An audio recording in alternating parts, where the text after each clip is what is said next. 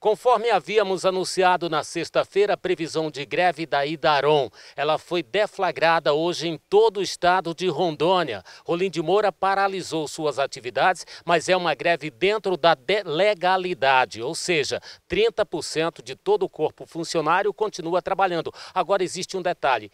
Está defasada. Um dos motivos da greve é exatamente o pessoal que é muito pouco para trabalhar. Nós vamos conversar com o Fabrício, ele vai explicar agora quais são os principais motivos e os detalhes dessa greve. Fabrício, depois de muito vai e vem, foi deflagrada a greve hoje em todo o estado. Como é que está essa situação? Quais são as reivindicações e como está funcionando a Idaron aqui em Rolim de Moura? A princípio de tudo é bom a gente fazer uma retrospectiva muito rápida, que desde 2015 e 2016 nós estamos tentando negociar com o governo do estado. E o governo do estado, na tentativa de escurecer o bom trabalho da Defesa Sanitária, não nos atende. E os nossos anseios é melhorar as condições de atendimento ao público.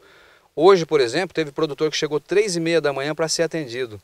Não é porque ele quer chegar cedo, é porque falta funcionários para o atendimento, condições. Vocês podem fazer uma tomada depois no prédio. O prédio falta condições, acessibilidade, sanitário. Os veículos, muitas vezes, sem condição de suporte e apoio.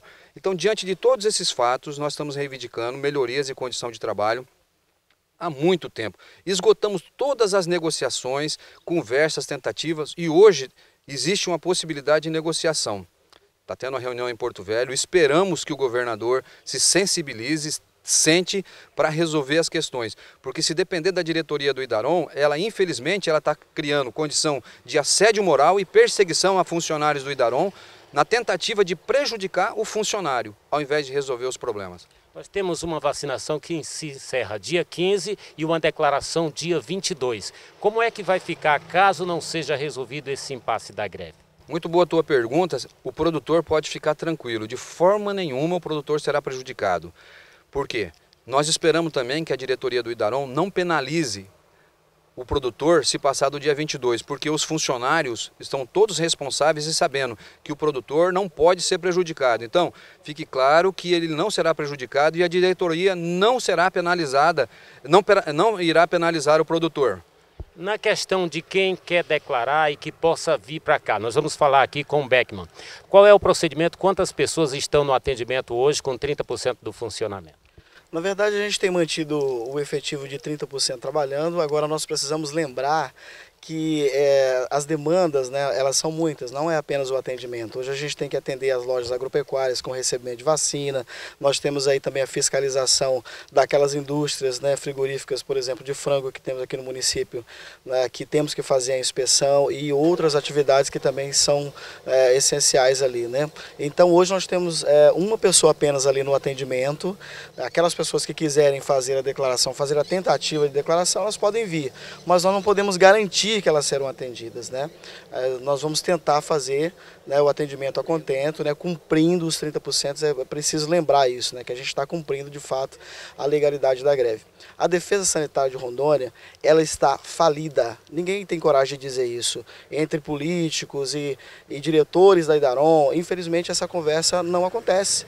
E nós precisamos que os veículos de comunicação nos ajudem nesse sentido, a sociedade nos ajude para entender que a Defesa Sanitária está falida. Se nós não temos prédio, se nós não temos servidores, se nós não temos veículos, equipamentos e nós não temos salários compatíveis com o trabalho dos servidores, então a Defesa está correndo um sério risco. Amanhã ou depois, por uma falta, né, de servidores em campo para atender as demandas, nós podemos ter um problema de febre aftosa, por exemplo, e todo o estado de Rondônia vai ficar comprometido, e é o que nós estamos procurando evitar.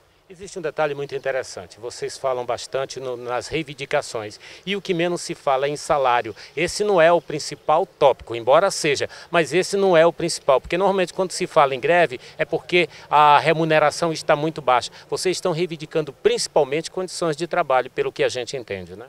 Principalmente, é isso que nós queremos deixar bastante claro, principalmente as questões de condições de trabalho, prédios, os veículos, e a contratação de servidores, mas também tem outras demandas, né? Como você falou. Hoje nós temos algumas coisas que já estão previstas na legislação de 2012, mas que não estão sendo cumpridas pela administração. A exemplo dos servidores que estão nas fronteiras, né?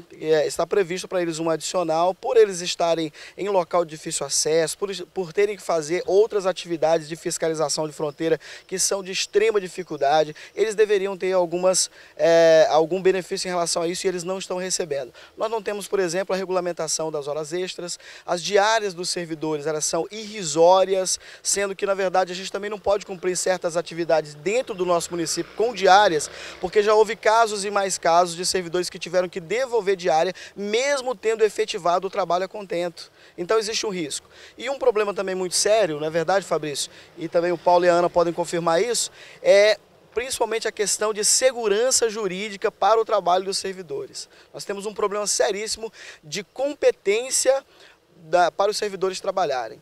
Existem algumas coisas que não estão regulamentadas, principalmente nas atividades dos técnicos.